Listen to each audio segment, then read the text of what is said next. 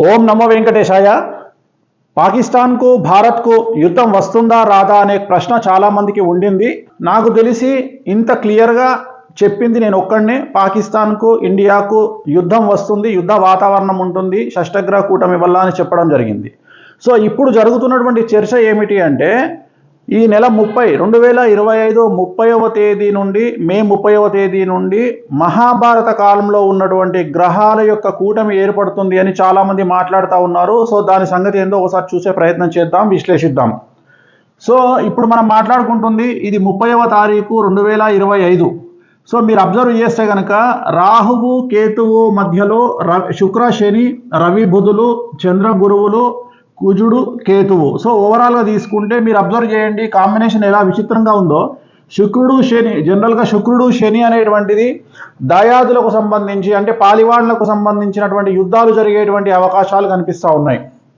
రవి బుధులు అంటే పొలిటికల్గా విపరీతమైనటువంటి సంచలనాలు నమోదయ్యేటువంటి అవకాశాలు ఉన్నాయి. చంద్ర గురువులు అంటే చంద్రుడు జనరల్గా మనక్కారకుడు.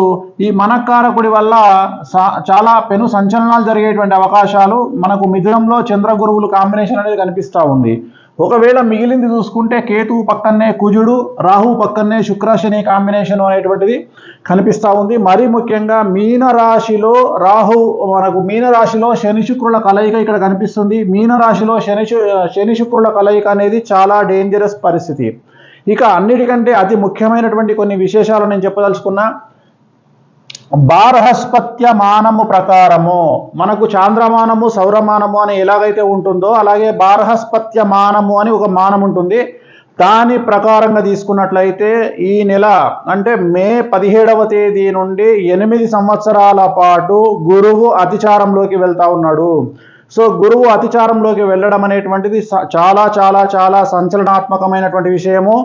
దాంట్లో ముఖ్యమైనటువంటివి 2 ఫేజులుగా మనం భావించాల్సి ఉంటుంది. సో మొదటి ఫేజ్ వచ్చి 2025 నుండి 2028 అండ్ 2028 నుండి 2032. సో ఈ 2 భాగాలను మనం గమనించాల్సి ఉంటుంది. అంటే 2025 మే నుండి 2028 వరకు ఒక పీరియడ్, 2028 నుండి 2032 వరకు ఒక పీరియడ్. అలాగే ఈ సంవత్సరము బార్హస్పత్య మానం ప్రకారం గురువు అతిచారము, అలాగే షష్టగ్రహ కూటమి కాంబినేషను, అలాగే మనం ఏదైతే అనుకుంటున్నామో మహాభారత యుద్ధ సమయంలో ఉన్నటువంటి గ్రహాల కలయిక. అన్నిటికంటే ముఖ్యము మహాభారత యుద్ధం దేనికోసం జరిగింది అంటే 5 గ్రామాల కోసం జరిగింది. రాజ్యము ఇచ్చివేసిన తర్వాత కూడా కౌరవులకు ఆ 5 గ్రామాల కోసము అనేటువంటిది మళ్ళీ కౌరవులు పాండవులను మేము 5 గ్రామాలు ఇవ్వము అనేటువంటి విషయంలో గొడవ జరిగింది. మరి సేమ్ యాజ్ ఇట్ ఈస్గా ఇప్పుడు జరుగుతున్నది ఏంటిది అంటే పాక్ ఆక్రమిత కాశ్మీరు లేదా మన దేశంలో ఉన్నటువంటి కాశ్మీరు అంటే ఈ యొక్క గ్రామాలు అంటామా లేదా సిటీ అంటామా మొత్తం మీద భూమి కోసం జరుగుతున్నటువంటి గొడవ. మన భారతంలో కూడా భూమి కోసమే మహాభారతం అనేటువంటిది భూమి కోసమే మొత్తం గొడవ జరిగింది. అలాగే ఇప్పుడు కూడా భూమి కోసం జరుగుతున్నటువంటి ఈ గొడవ చిలికి ఎక్కడికో దారితీసేటువంటి పరిస్థితులు గోచరిస్తూ ఉన్నాయి. అదే సేమ్ గ్రహాల కలయిక ఇప్పుడు అదే గ్రహాల కలయిక అనేటువంటిది మేలో ఏర్పడబోతూ ఉంది. సో ఇప్పుడు జరుగుతున్నటువంటి గొడవ కాశ్మీర్ కోసం జరగబోతూ ఉంది.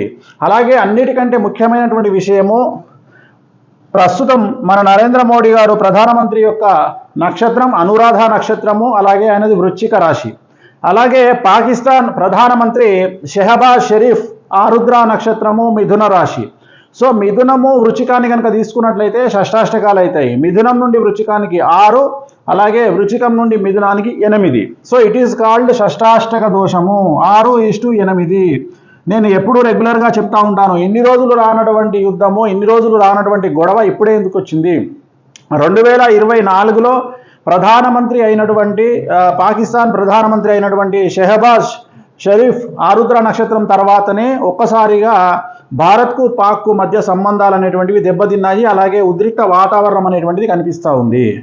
సో దీని యొక్క కలయిక షష్టగ్రహ కూటమి యొక్క కలయిక, అలాగే షష్టాష్టక దోషము ఎవరికైతే నరేంద్ర మోడీ గారికి అలాగే షెహబాజ్ షరీఫ్ ఇద్దరు ప్రధానమంత్రులకు మిథున రాశి వృశ్చిక రాశికి షష్టాష్టక దోషం ఉన్న కారణం చేత, షష్టాష్టక దోషం అంటే ఎప్పుడూ ఇద్దరికి పడనటువంటి పరిస్థితి, పాలల్లో ఉప్పు వేసిన మాదిరిగా, పాలల్లో ఉప్పు వేస్తే విరిగిపోతాయి. అలాగే కాంబినేషన్ అనేటువంటిది వెరీ డేంజరస్ కాంబినేషను, గొడవలకు దిగేటువంటి కాంబినేషను, చాలా డేంజరస్ కాంబినేషన్ అనేటువంటిది గుర్తుంచుకోవాల్సింది. అలాగే సో ఓవరాల్గా కనుక తీసుకున్నట్లయితే మరి ఏం జరుగుతుంది, 2025 నుండి 2032 వరకు పాకిస్తాన్ అనేటువంటిది 80% నాశనం అవుతుంది. అండర్లైన్ చేసుకోండి, 2032 లోపు. సో ఈరోజు రేపు అని నేను చెప్పను, 2032 లోపు. ఎందుకంటే మనము ప్రస్తుతం మహాభారత కాలంలో ఉన్నటువంటి యుద్ధ వాతావరణంలో ఉన్నటువంటి గ్రహాల కలయికను కనుక తీసుకున్నట్లయితే అదే కలయిక ఇప్పుడున్న దాని కారణం చేత దీని యొక్క రిజల్ట్స్ అనేటువంటిది పాకిస్తాన్ను 80% నాశనం చేసేటువంటి అవకాశం ఉంటుంది. అండర్లైన్, పాకిస్తాన్ 80% వరకు డ్యామేజ్ అయ్యేటువంటి అవకాశం ఉంటుంది, 80% నాశనం అయ్యే అవకాశం ఉంటుంది. ఇది ఒకటే కాకుండా, యుద్ధానికి సంబంధించే కాకుండా సో ప్రపంచవ్యాప్తంగా చాలా సంచలనాలు ఉంటాయి. అతి ముఖ్యమైనటువంటి పెద్ద పెద్ద నాయకులు, పెద్ద పెద్ద సినిమా నటులు వాళ్ళ మరణం అనేటువంటి సంభవించే అవకాశం ఉంది. అలాగే ఇతర దేశాల్లో కూడా యుద్ధ వాతావరణం ఉంటుంది. ఆర్థిక మాంద్యం ప్రపంచాన్ని అతలాకుతలం చేసే అవకాశం ఉంది. ప్రకృతి వైపరీత్యాలు చాలా ఎక్కువగా ఉండేటువంటి అవకాశాలు ఉంటాయి.